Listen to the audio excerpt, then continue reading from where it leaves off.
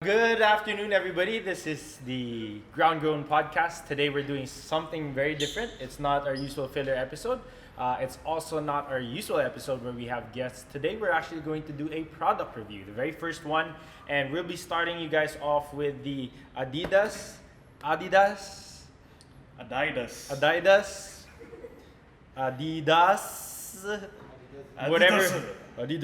whatever way you want to pronounce it. We'll be reviewing the Crazy Power TR, a new product that they released, not necessarily designed for CrossFit. It is designed for a multitude of things, specifically and primarily for functional training and use in the gym. So let's see what it's about, right? So, opening the box. So we've got basketball players and football players on the paper. Don't know why, if they want to do this for the gym, but sure, right? Okay, slight bias because the colorway is exactly the same as Central Ground and the Ground Grown podcast, so automatically we say it's nice because of that. It looks fairly durable compared to a lot of available shoes these days, with a good amount of flex, I would say. It seems that it has like a mesh style finish at the top of it. It's slightly thicker, both in terms of the width, also in the height, than most of the hybrid shoes these days, which we'll find out later on if that's good or not. Smells like the factory. I think, right? And there's like a blue strip on the side. It has the traditional 3 stripes of Adidas, but it's not too obvious as well. The heel looks like it's somewhat more stable, I would say, or at least upon first impression it is.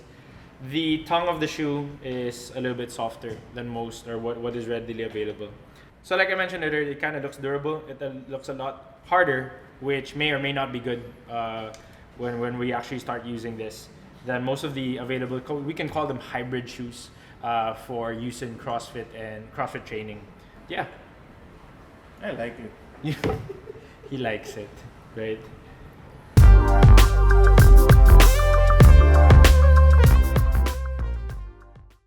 Alright, so after some extensive trying of the shoe, we're now moving on to a segment where we discuss, real quickly review the different aspects of its performance. So I think the first one we did was running, and I have to say there's a lot of comfort in the heel, which is relatively hard to achieve in a hybrid shoe.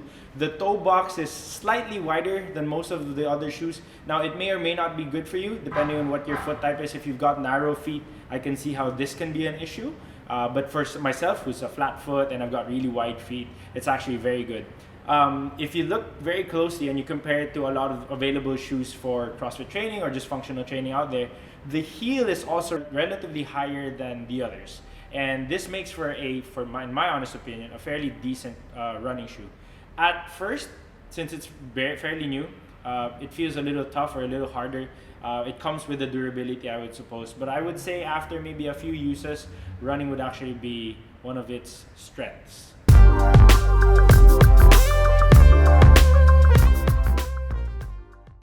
And for the weightlifting segment, I think right now, among all the shoes that are commercially available to people who do CrossFit or people who do weightlifting, this is probably the best hybrid shoe that you can get.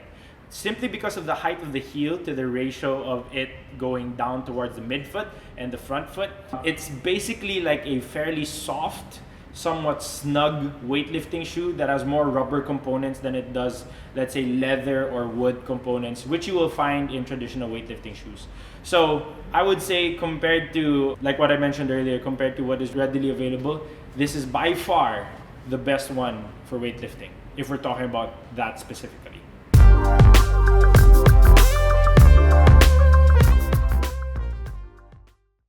Alright, so here's the tricky part. We said that it was probably the best shoe for weightlifting. Now we talk about powerlifting. I feel that because of the height of the heel, this has a tendency to make you lean forward a little bit. And if you're familiar with deadlifts, you kind of want to have your heel a little bit closer to the ground, or ideally you want your heel about the same height as your front foot and your midfoot. That's why a lot of the specialist powerlifters, they lift in their socks. So this may not be the optimal shoe currently for powerlifting. But if we do consider the two other movements in powerlifting, which is the bench press and the back squat, again, this shoe with its heel and its heel support has probably one of the best stabilities that you can get from a regular shoe. So for back squats, it's really optimal. And if you look at high level powerlifting, they do wear weightlifting shoes, but this is more for standard than anything else, so that they have more attachment to the floor. So for bench pressing, I know shoes don't matter, but they're still fairly decent.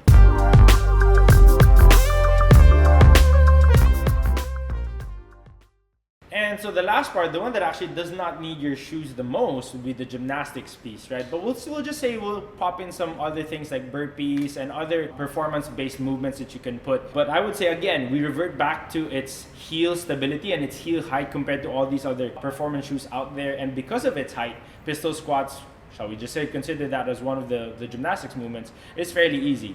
In terms of its weight, I know it looks bulky, and because of its durability, it's probably one of the heavier shoes, but the weight is not that relative for you to perform poorly in things like pull-ups, handstand push-ups, or maybe even muscle-ups. Not like the shoe actually matters, but if a lot of people are thinking about the weight of the shoe, it's not that big of a factor. So for gymnastics, or at least general performance, I would rate it just to be about the same as everything else, just because it offers the same comfort without giving any extra advantage.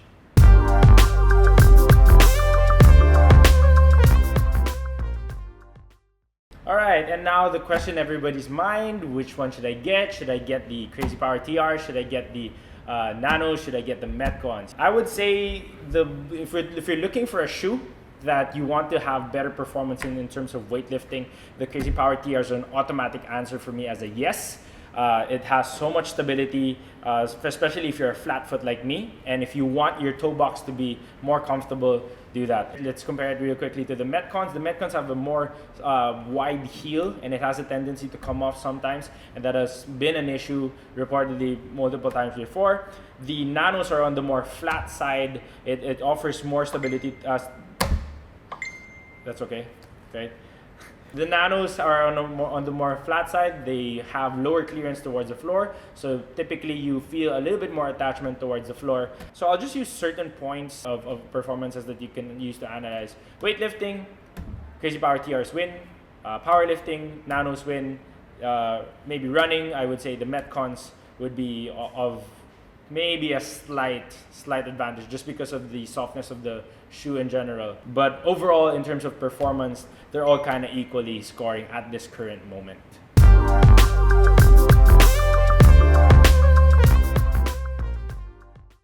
And now let's talk about the price real quickly. So the SRP currently right now sits at $6,595. You can get it at multiple locations or from multiple sources. We'll tell you how to get them in a bit. And if you're looking at the price point difference compared to the Nanos, which are sitting at closer to $7,000, and the new Metcon 3s, which are well above that, or even closer to the $8,000, if you are looking at the DSX or the Flyknit version, this Crazy Power TRs of Adidas is definitely on the lower price range, but gives more, about the same or even more, I would say, durability. So if you're looking at a bang for the buck, the Crazy Power TRs may just have the competitive edge between the three shoes right now.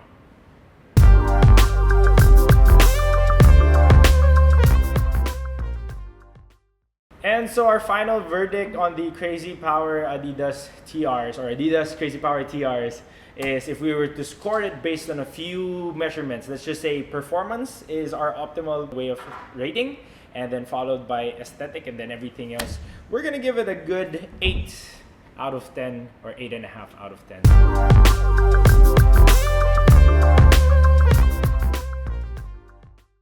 Alright, and in case you were wondering how you can get the shoe, right now it is available at Out of the Box. You may find them on Facebook and Instagram. Just look for Out of the Box Co. or Out of the Box Company. You can message them, you can go to their stores. Currently they have a store in Makati, and their home base is in Mandaluyong.